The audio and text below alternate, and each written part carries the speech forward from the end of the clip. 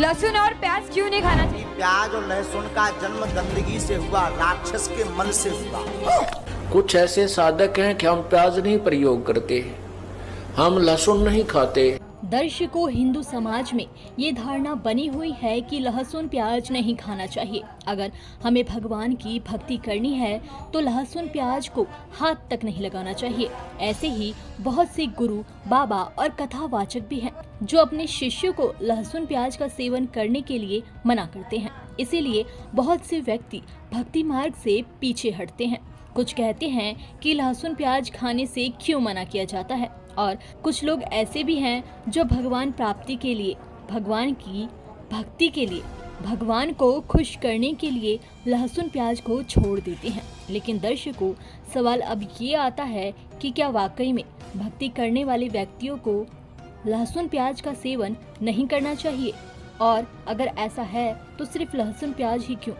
और भी बहुत से विकार हैं जो मनुष्य के अंदर होते हैं जो भक्ति मार्ग में नहीं करने चाहिए। उन पर क्यों नहीं पाबंद लगाया जाता है? आइए दर्शकों, सबसे पहले कुछ मशहूर बाबा और कथावाचकों के विचारों से आपको अवगत करवाते हैं। आज कुछ धर्म गुरुओं के विचार आपके सामने रखते हैं कि हमें लहसुन प्याज क्यों नहीं खाना चाहिए, क्या कारण है, आइए जानते हैं। प्याज और लहसुन का जन्म गंदगी से हुआ, राक्षस के मल से हुआ। लहसुन और प्याज क्यों नहीं खाना चाहिए, इसको थोड़ा कम शब्दों में बता दीजिए। और भी माता है। तामसिक आहार है, इससे साधना में भंग पड़ता है, क्रोध आता है, आवेश आता है, वासना ज्यादा बढ़ती है, इसलिए उपासना में रोड़ा बनता है। इसलिए लहसुन और प्याज नहीं खाना चाहिए। प्याज लहसुन खाने वाला व्यक्ति प्याज लहसुन खा के मर जाए तो 27 दिन के भीतर यदि उसकी मृत्यु होती है तो वो नरकगामी होता है। तो 27 दिन के भीतर यदि उसकी मृत्यु होती है तो वो नरकगामी होता है। एक बार प्याज लहसुन खाने का प्रभाव देह में 27 दिन तक रहता है, ऐसा हमारे शास्त्रों में लिखा है। गुरु मंत्र लेने के बाद अपन लहसुन प्याज खा सकते? अपन अलाउ नहीं करता है। प्याज भी बड़ा लोग कमेंट कर रहे हैं कि लहसुन प्याज क्यों नहीं खाना चाहिए, कोई दोष है?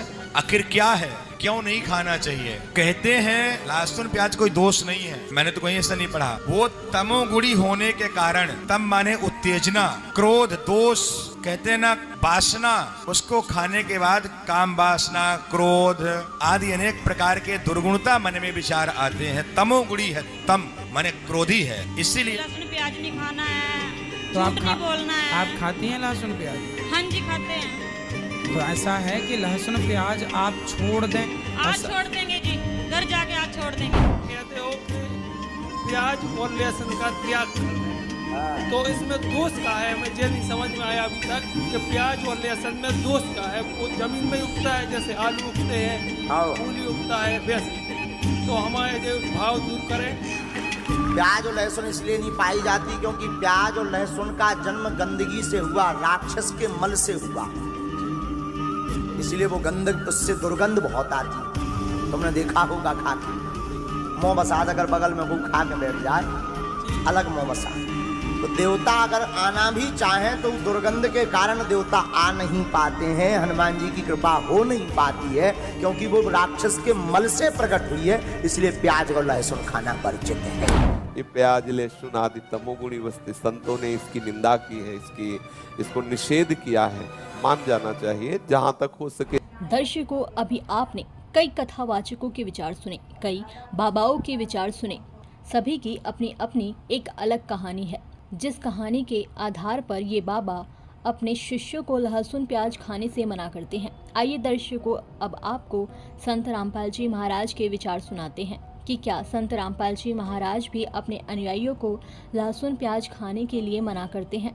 वैसे तो संत रामपाल जी महाराज भक्ति मार्ग में अपने भक्तों को बहुत से विकारों को छोड़ने के लिए कहते हैं, लेकिन क्या संत रामपाल जी महाराज लहसुन प्याजों के लिए भी मना करते हैं या नहीं, आइए जानते हैं। कहते हैं कुछ ऐसे साधक हैं, कहते हम नमक नहीं खाते। कुछ ऐसे साधक हैं कि हम प्याज नहीं प्रयोग करते, हम लहसुन नहीं खाते। यानी कुछ उन्होंने विशेष अपने जो परहेज बनाए हुए हैं। उनके लिए परमात्मा कह रहे हैं यदि तुमने शास्त्रानुकूल साधना नहीं की, जैसे क्या कहा है, अलोनिया जो एक पंथ है जो नमक नहीं प्रयोग करते कभी भी। कहते हैं जो सतनाम नहीं जिनके पास शास्त्र विरुद्ध साधना करते हैं और ये परहेज भी रखते हैं, और अगले जन्म में वो गधे बनेंगे और उनके ऊपर नमक के बोरे डाले जाएंगे, लदेंगे, और वो नमक फिर उसकी कमर के ऊपर टूटी हुई पीठ पर नमक ही लगेगा। और घाव पर नमक लगने से कितना कष्ट होता है।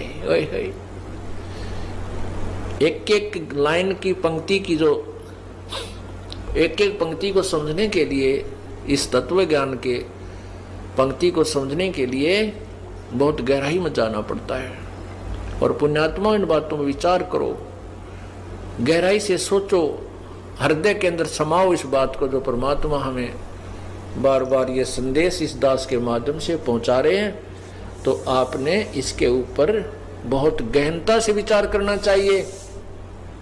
और आपको यहाँ परमात्मा ही ला रहे हैं, कबीर परमेश्वर की रजा से ही आप जी यहाँ पर आ रहे हो, नहीं तो उनकी रजा ना हो तो जाकर देखो इन मेडिकलों को, हॉस्पिटल्स को देखिए, जाकर क्या क्या हाल हुआ पड़ा, भरे पड़े हैं, कोई रो रहा है, कोई चिल्ला रहा है, कोई कितना बुरा हाल है। और वहाँ एक एक महीने पड़े रहते हैं, एक एक महीना। यहाँ एक दिन भी मुश्किल से आप आ पाते हो, क्योंकि आपको काम के चिंता बहुत रहती है और आप भूल जाते हो कि हमारी चिंता करने वाला कोई और भी है। तो पुण्यात्मा जो सत्संग में आएंगे तो उनके वो समय बच जाएगा जो हॉस्पिटलों में जाकर पड़ा रहना छिड़ना था। और ये कृपा आपके ऊपर प्रभु की है कि आप यहाँ पर आ रहे हो। उसकी रजा के बिना आप यहाँ आ भी नहीं सकते।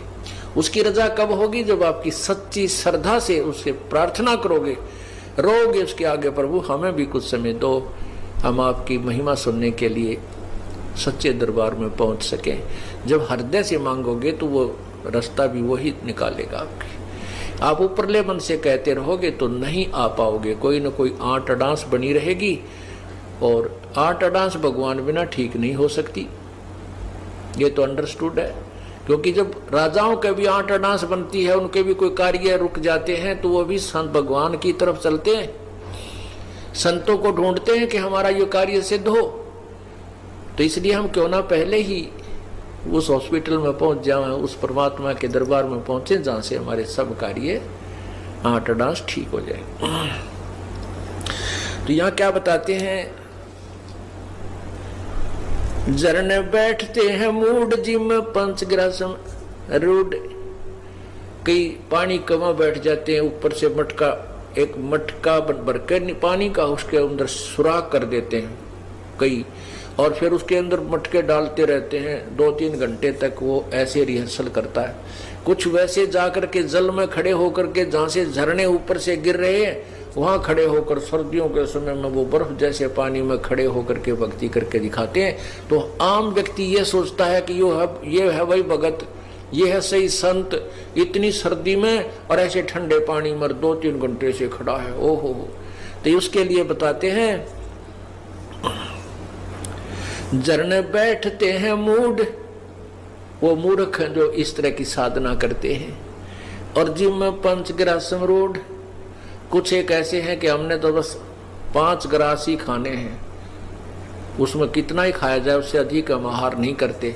तो परमात्मा कहते हैं सतनाम नहीं है तो ये भी तुम्हारी बनावटी बातें हैं, इससे कोई लाभ नहीं है। एक है गुफाधारी सिद्ध, सो तो पड़े काल के फंद।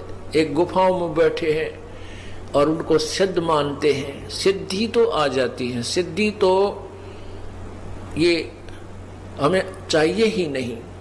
ये सिद्धि इस भक्ति मोक्ष मार्ग में सबसे बड़ी बाधक है। क्योंकि जैसे वेदों के किसी भी मंत्र के बार बार जाप करने से, उससे अनुष्ठान करने से उसमें सिद्धियां आ जाती हैं, और उन सिद्धियों के आधार से वो किसी की हानि किसी को लाभ दे सकता है। जैसे मैंने कमाई कर ली, मैंने मजदूरी की और 2-4 हज़ार रुपये इकट्ठे कर लिए, तो मेरे पास कोई आता, किसी ने 100 रुपये दे दूं, किसी को 200 दे दूं, तो वो मेरी वाह वाह करेंगे, गुणगान करेंगे, और मैं मजदूरी आगे कर नहीं रहा हूं और बैठा हूं। तो फिर क्या होगा कि मैं भी कंगाल, और फिर वो मेरे से ले गए थे वो भी आगे उनको कुछ नहीं मिलने का। तो यहाँ फिर वो महिमा के पात्र बन जाते हैं। सिद्धि प्राप्त प्राणी अपने वचन से किसी के हानि किसी की लाभ एक्स्ट्रा कर देते हैं, अपनी कमाई को बांट देते हैं और स्वयं वो कंगाल हो जाते हैं। तो उनके लिए कहते हैं फिर वो पशु बन जाते हैं, गधे बनते हैं।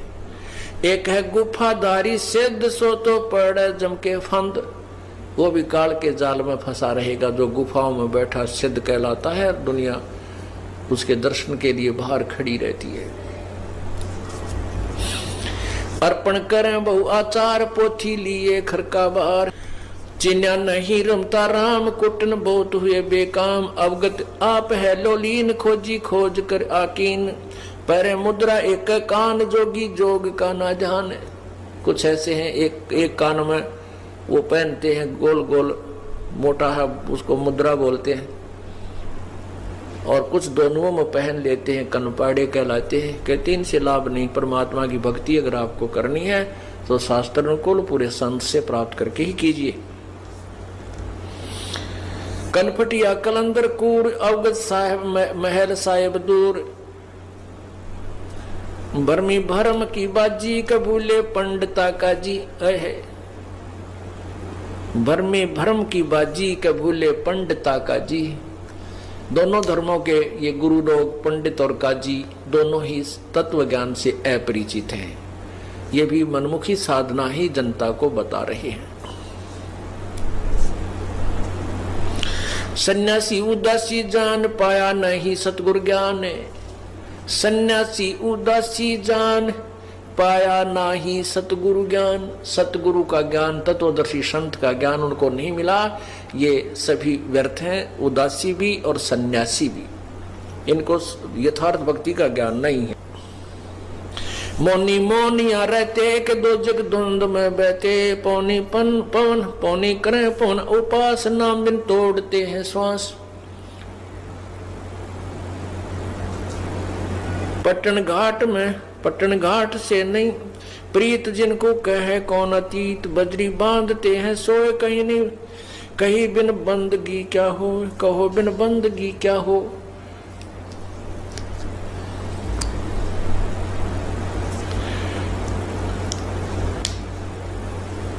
बंधे पवन का गुटका के धूम्रपान क्यों लटका। ये धूम्रपान करते हैं, चिलम पीते हैं साधु, कभी उनमें चरस भर लेते हैं और मारे दम। कहते हैं ये तो बनावटी बातें हैं, आप अपना कर्म बिगाड़ रहे हो। भक्ति करो, परमात्मा की शास्त्र अनुकूल कीजिए, पूरे संत से भक्ति प्राप्त कीजिए, जब तुम्हारा कल्याण होगा।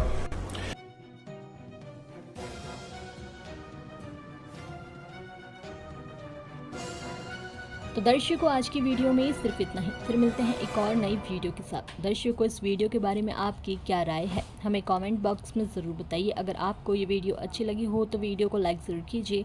अगर आप चैनल पर नए हैं तो चैनल को सब्सक्राइब करके ऑल नोटिफिकेशन को भी ऑन कर लीजिए, जिससे आपको हमारी हर नई वीडियो की नोटिफिकेशन मिलती रहे सबसे पहले। धन्यवाद।